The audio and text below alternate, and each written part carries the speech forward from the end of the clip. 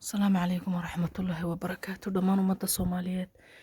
meel kastii adduunyada daafaheeda ka joogta intii dhiig leh in qurun iyo qabiil ku jirin in qalbi xanuun ku jirin waan salaamayaa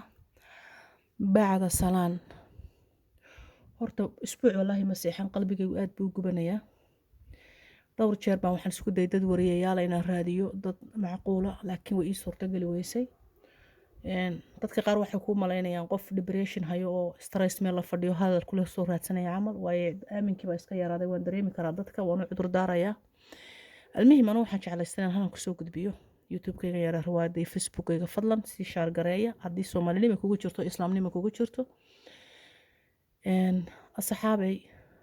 iyo soomaali weynay horta soomaali mid baan leeyahay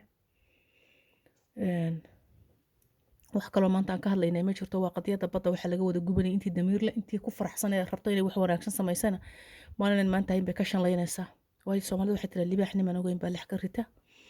dad aan Itoobiya aqoon u lahayn weeyaan dadka u sacabatumay marka bayntigeena waxaan kaga hadlayaa dhowr arrimood kow soomaali weyn baa fariin u dirayaa labo reerka samaroon la dhahaa su'aal weydiinayaa saddex arrinta kale oon wadina waxa weeyaan arrin aan arkay nin aan ku arkay asagoo ka hadlaya Universal TV oo dhahayo Oromo waa dir wayna la dhalatay ninkaas iyo horta dhagar qabihii inuu nin dhagar qaba ay yahay oo dadka aqoon u lahayn horta in aan idin fahansiinaya Soomaaliyeed ninkaas cid ma matalo dir ma matalo daarood ma matalo waa nin jaajuus oo Itoobiya soo dirsatay marka sheekadiisa raba inaan gadhow idinka siiyo anu wuxuu ilaahay ugu ogyahay sheega dadka business ku raadsada calashan dad views iyo waxaasna ma ihi shaqana ku mali waayo haddaan rabo inaan cid views ku raadsado youtube-ka yareen furtaan maalin walba ka qaylin lahaa ama tiktok fahmaysaan almuhim calaa ayi xaal haddaan hoos soo dego soomaali weyn waxaan weydiinayaa soomaaliyay caqligiinu ma shaqaynaya miya waxaa la dhahay muqdisho mudaharaad ka dhici rabay oo lagu mudaharaaday safaaradda Itoobiya horteeda waa la diiday waxaa la dhahay dibleen maasimina iyo balaayo sarcad baa weli nagala dhexeeya waddanka laguma hor mudaharaadayo okay meel weli safiradeedii joogaan ay ka shaqaynayaan iyo cid wax ka dhiidhinaysa horta ma jirto saddexda madaxweyne haddaan afka ku dhifto ka Soomaaliya ka Djibouti iyo ninkan maamul goboleedka madaxda u ahaa anu inuu fayow yahay hadda ma arko wallaahi oo billahi tallahi ninkan haddii ay reer Hargeysa dhigi jireen waxbaa la taagay caadi buu u taagan yahay sababta caqliga ma galo qof Soomaali oo damiir leh oo ilaahay samac iyo basar siiyay intuu u tago Oromada kuwa ugu liito oo cawskii biyaha caabudo gaalashawada la dhaho intuu u tagay inuu dhaho igu tufa oo halkaas calashan caqliga ma ay lama aha waxaas wax macquula dadkana jinni qabiil iyo cudad baa haysa laakiin qofkani inuu xaaladiisa okay yahay baa laga yaabaa taas horta waa taas marka saddexdan nin oo Xasan Sheekh iyo odaygan kale Ismaaciil Cumar Geele iyo kulli way wada og yihiin badana bad loo taliyay ahay badnana iskama la shaqsi reerna iskama la qabiil iskama lihin ummadda Soomaaliyeed oo dhulkeedu ka dhaxeeya gabdho waxaan arkay shalay meel TikTok aan qabsaday waan ka degay wallahi waligayna markii ugu horreysay TikTok qabsaday ahayd waxaan uga degay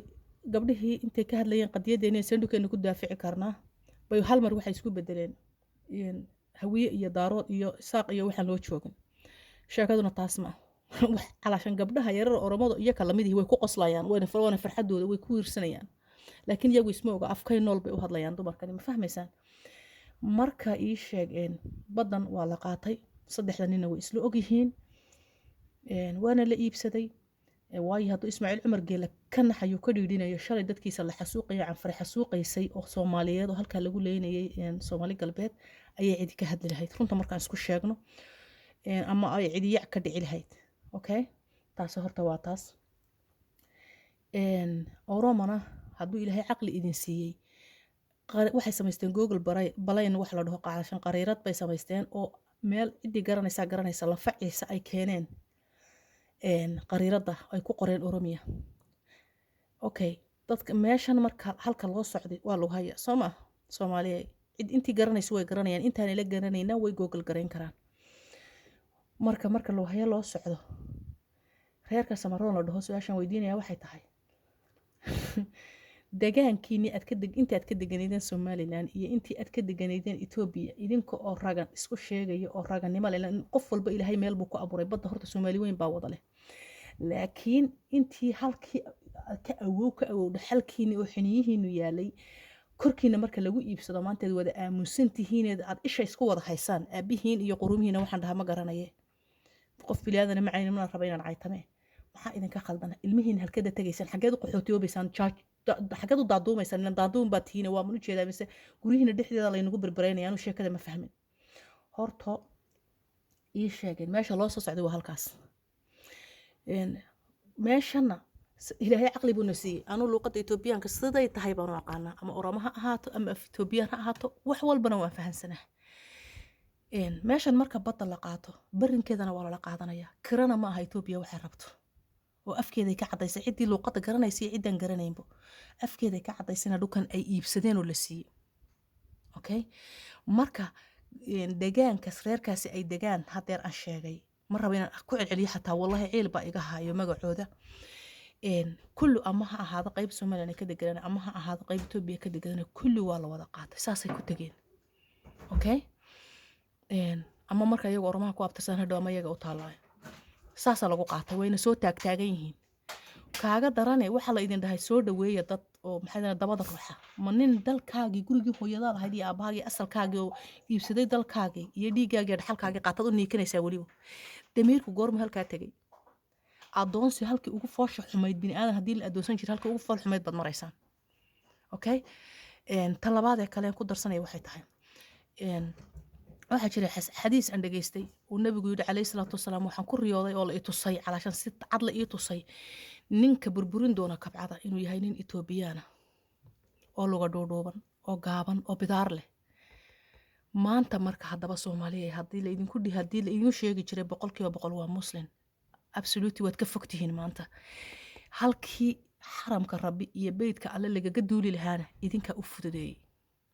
ma fahmaysaan Itoobiya idinka ayaa u fududeeyay marka halka aad la kaftami doontaan iyo halka aad ku qosti doontaan garan lahay waliba khaasatan ciidan la hadlay way dareemaysaa okay cidda dhukeeda lagu korgaday oo rabtay inay bari ka la qoslanin qeyrkoodii way isfahmaysaa xiniyaha la idinka wada tunye war Soomaali ummadda Ilaahay baa idin soo gurmanaysa cidun baa idin caawinaysa dhukeena ma ridataa naftu mar bay baxdaay ma marka gabadhaada dhashay lagu hor kufsado ayaad arki doontaa ya hees waxay ahayd ay nimca jaamacad nimca jaamac ma ahina waxa qaadi jirtay waxaan u maleynayaa inay ahayd hoobolo la oran jiray horyaal wardig waxa qaadi jirtay maasha Allah soo xasuustay run xadi wardigaad wadaan wardigaad rogtaan weysadaad wadaan wacadkeeni waa waxba kama jiraan Soomaaliyeed maantay taagan tahay diinta aad sheeganaysaan iyo islaamnimada aad ku gabanaysaan wax ka jira ma leh way idinkii bay saa isku baaba'sanay idinkii ayaa saa isku baaba'sanay dadka maanta dhahayo in annaka maxay haydaanay annaka u sacbatumayna cid walba badeeda way kareysatay anagu badeena kareysanayna meeshan kara maaha way qaateen dadkana dhulka caadi bay u qaateen wax kara la dhahay ma jirto okay dad ma naga xun